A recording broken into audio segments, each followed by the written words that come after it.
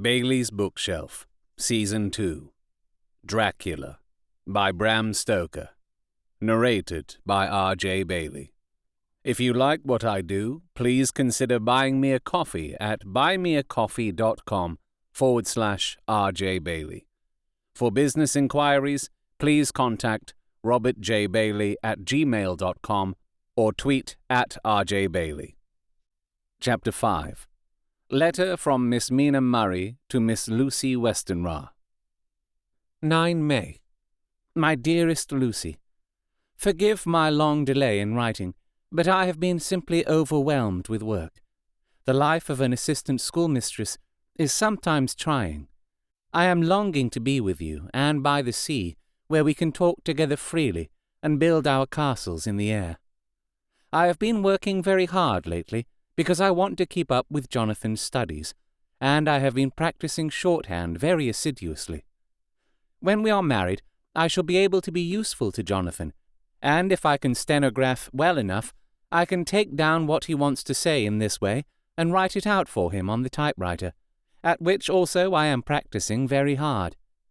He and I sometimes write letters in shorthand, and he is keeping a stenographic journal of his travels abroad. When I am with you, I shall keep a diary in the same way. I don't mean one of those 2 pages to the week with Sunday squeezed in a corner diaries, but a sort of journal which I can write in whenever I feel inclined. I do not suppose there will be much of interest to other people, but it is not intended for them. I may show it to Jonathan some day, if there is in it anything worth sharing, but it is really an exercise book. I shall try to do what I see lady journalists do, interviewing and writing descriptions and trying to remember conversations. I am told that, with a little practice, one can remember all that goes on or that one hears said during a day.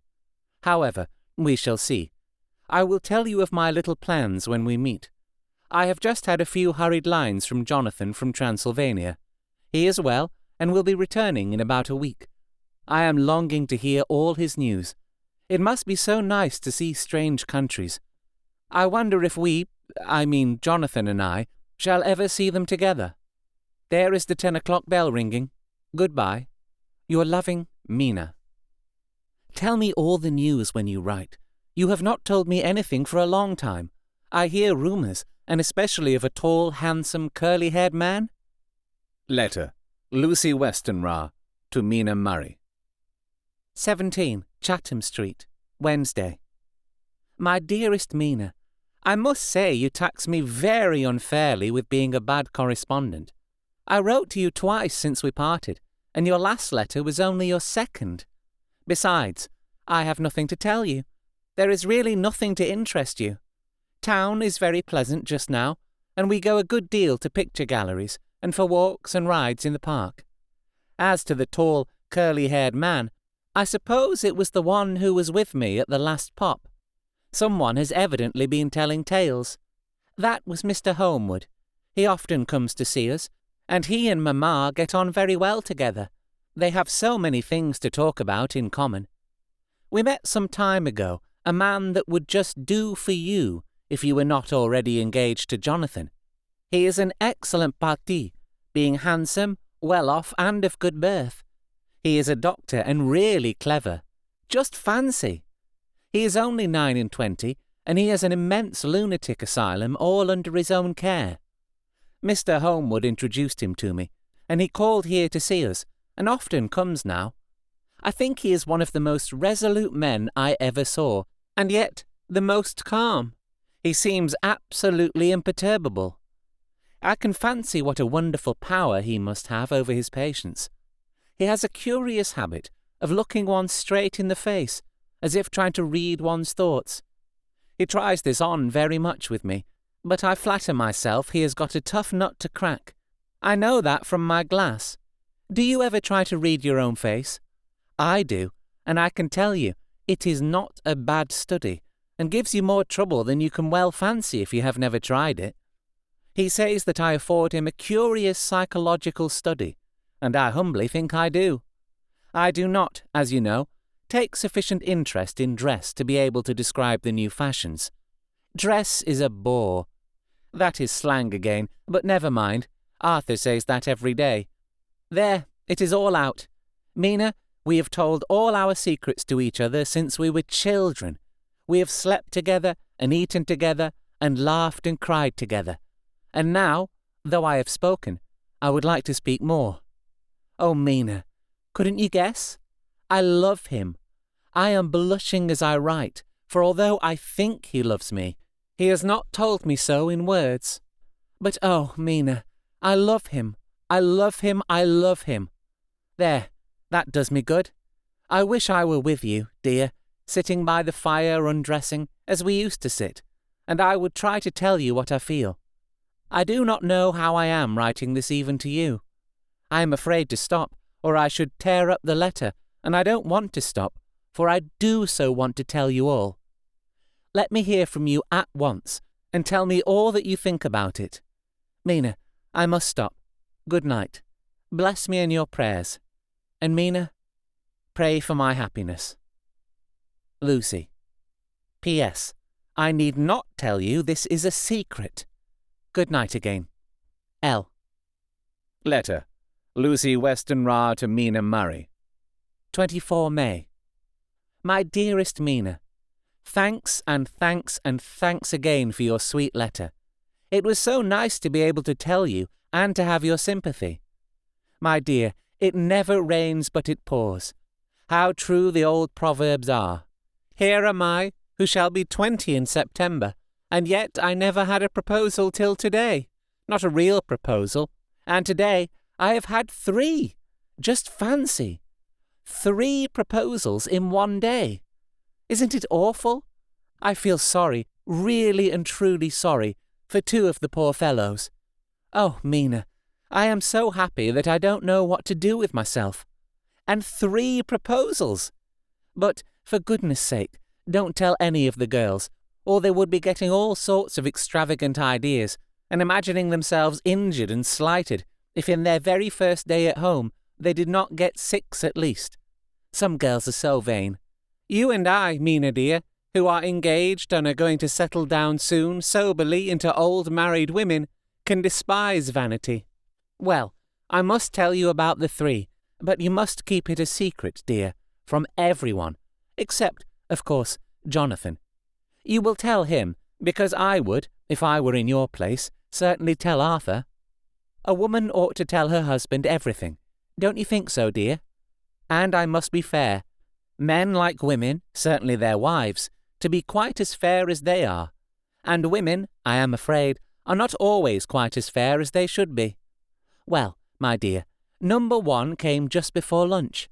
I told you of him, Dr. John Seward, the lunatic asylum man, with the strong jaw and the good forehead.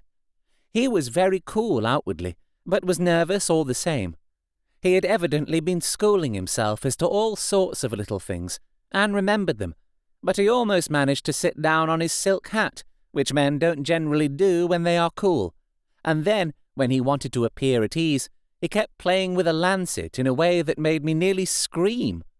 He spoke to me, Mina, very straightforwardly. He told me how dear I was to him, though he had known me so little, and what his life would be, with me to help and cheer him. He was going to tell me how unhappy he would be if I did not care for him, but when he saw me cry, he said that he was a brute and would not add to my present trouble. Then he broke off, and asked if I could love him in time, and when I shook my head, his hands trembled, and then, with some hesitation, he asked me if I cared already for anyone else. He put it very nicely, saying that he did not want to wring my confidence from me, but only to know, because if a woman's heart was free, a man might have hope. And then, Mina, I felt a sort of duty to tell him that there was someone.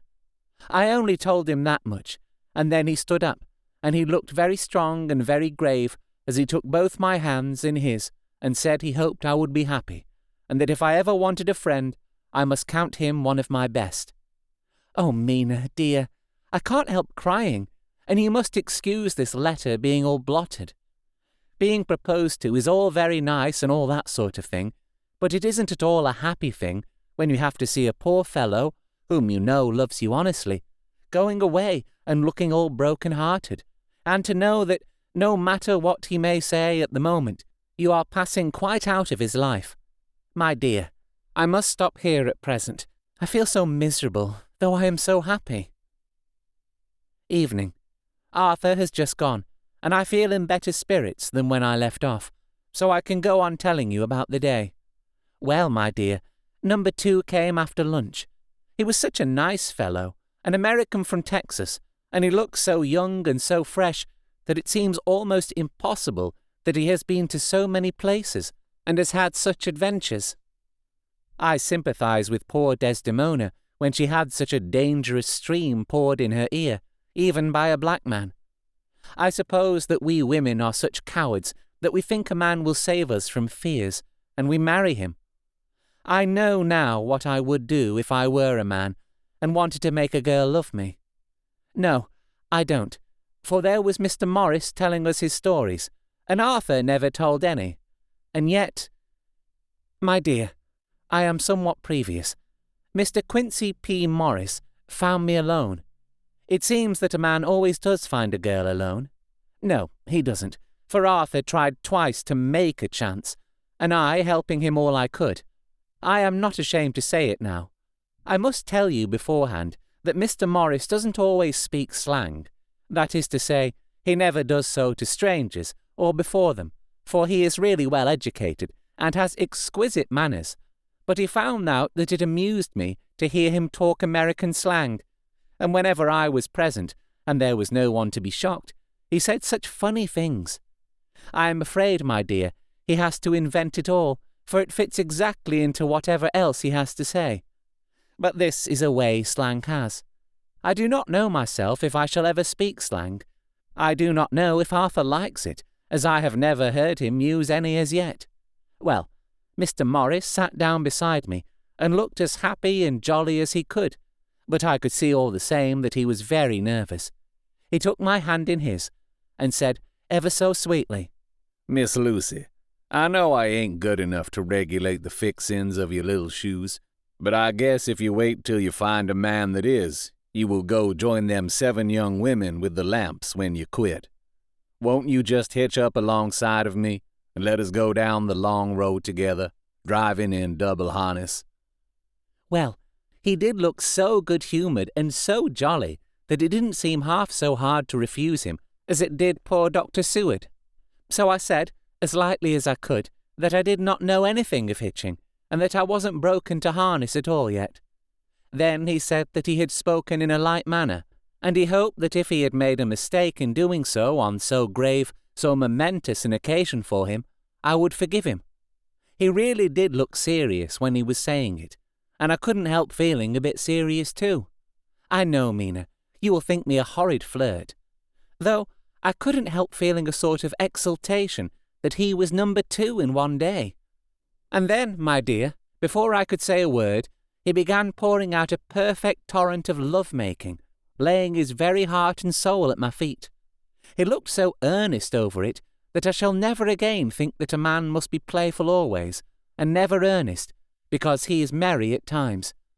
I suppose he saw something in my face which checked him, for he suddenly stopped, and said with a sort of manly fervour that I could have loved him for if I had been free, "Lucy, you are an honest-hearted girl, I know.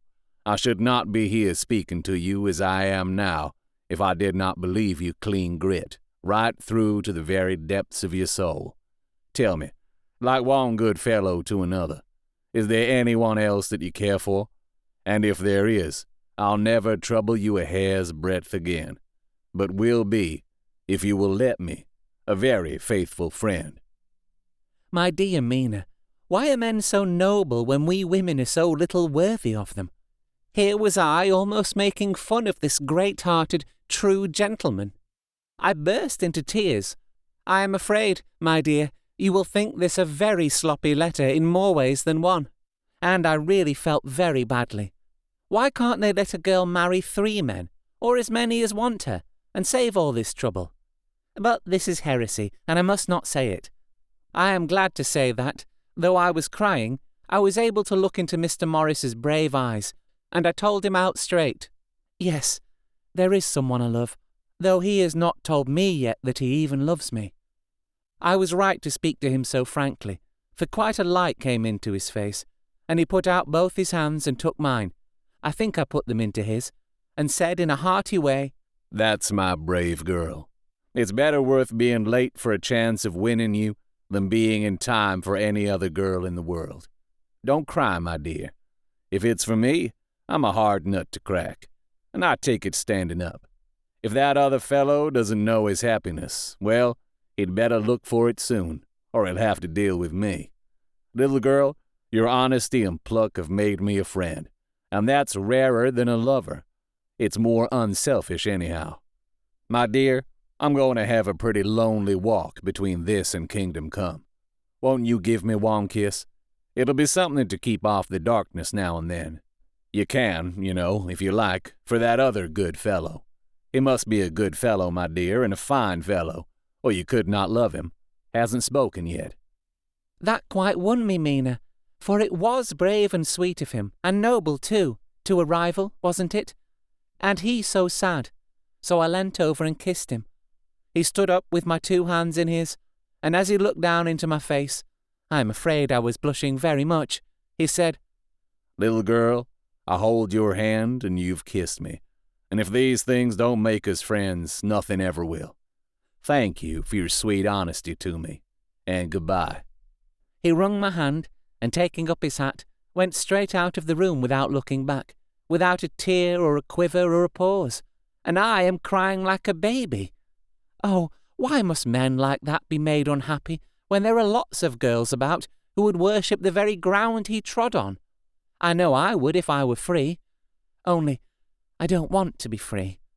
My dear, this quite upset me, and I feel I cannot write of happiness just at once, after telling you of it, and I don't wish to tell of the number 3 until it can be all happy. Ever your loving, Lucy. P.S.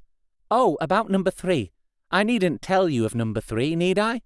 Besides, it was all so confused. It seemed only a moment from his coming into the room till both his arms were round me, and he was kissing me.